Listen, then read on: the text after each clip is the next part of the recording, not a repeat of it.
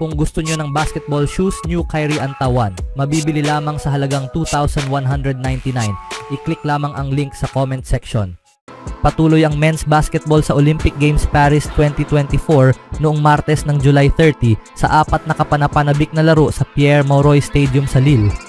Nagsimula ang mga kaganapan sa pagitan ng dalawang team na wala pang panalo, ang Spain at Greece.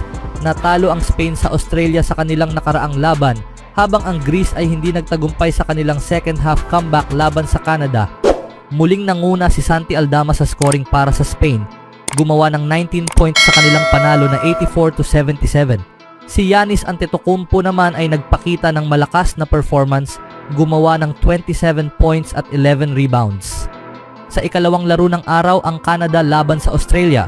Nagharap ang dalawang team na nanalo sa kanilang first game ng torneo. Pinangunahan ng malakas na laro mula kay RJ Barrett ang mga Canadians tungo sa 93-83 tagumpay. Gumawa siya ng 24 points, 7 rebounds at 5 assists. Nagdagdag si Shai Gilgeous-Alexander ng 16 points. Muling nagpakitang gilas si Josh Giddey para sa Australia, gumawa ng 19 points kasama ang 7 rebounds at 6 assists, habang si Jack Landale ay nagdagdag ng 16 points. Napaforce ng Canada ang 18 turnovers, kasama ang 11 steals sa panalo.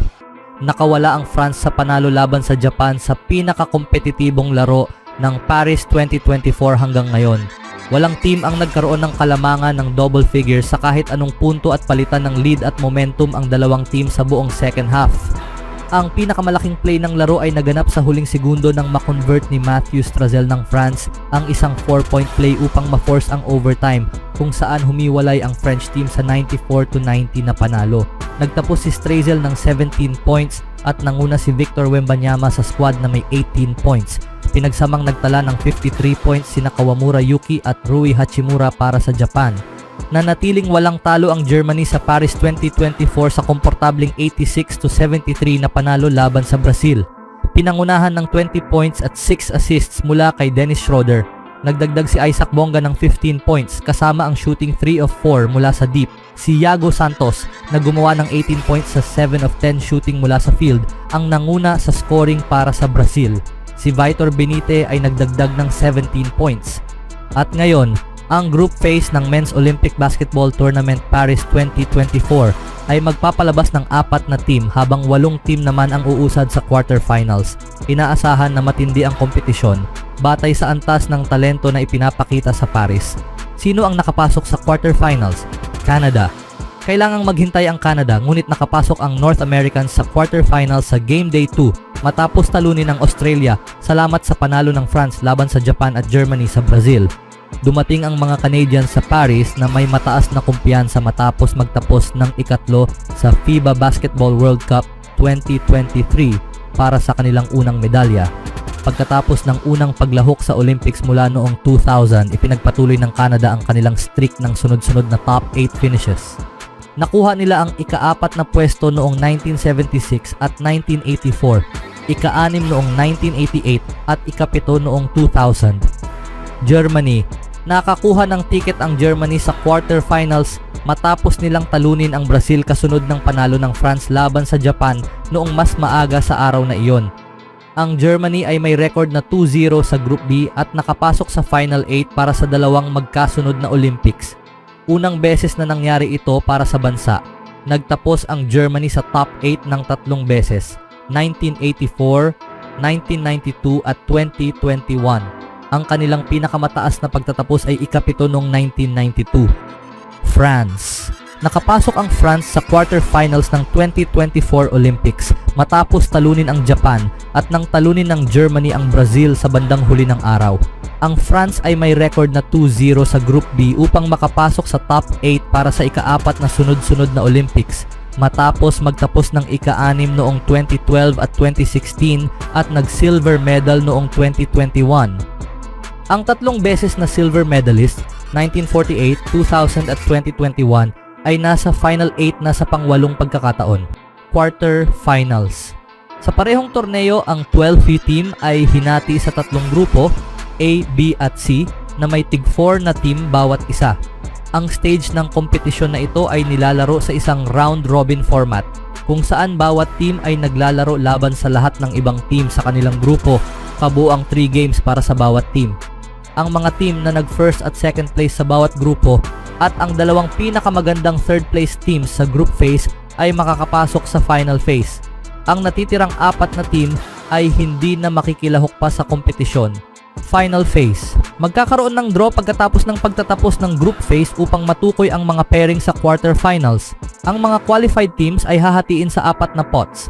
Ang cumulative ranking sa pagitan ng 3 grupo na itinatag ayon sa FIBA Official Basketball Rules, Chapter D, Classification of Teams ay magbibigay ng posisyon mula 1st hanggang 8th place sa 8 teams na nakapasok sa quarterfinals.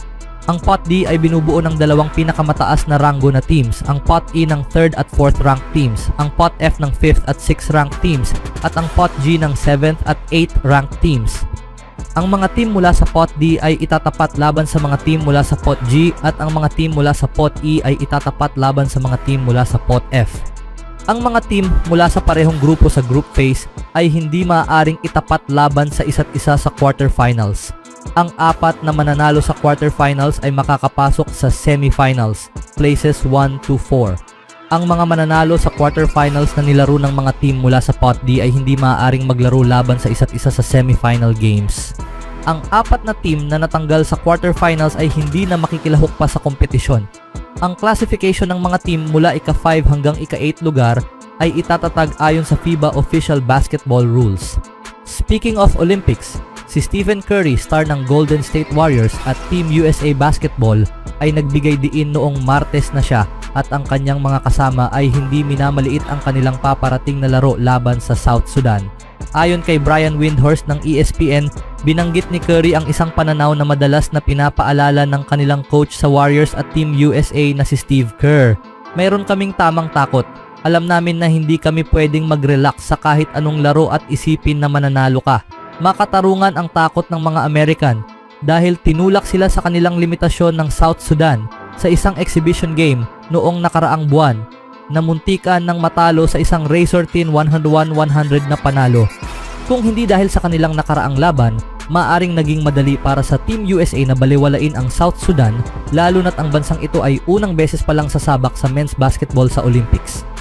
Gayon din, habang puno ng mga NBA top stars ang United States, wala namang kasalukuyang NBA player sa roster ng South Sudan.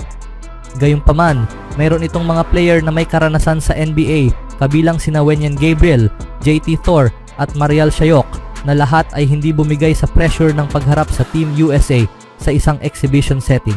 Bagaman walang talo ang mga American sa exhibition play, ang South Sudan ang nagbigay sa kanila ng pinakamahirap na laban at maaaring ito ang naging dahilan para maging mas handa sila sa pagsisimula ng 2024 Summer Games sa Paris.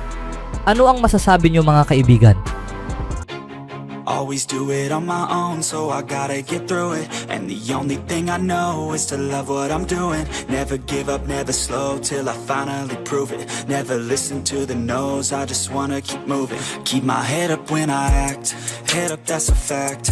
Never looking back, I'ma keep myself on track.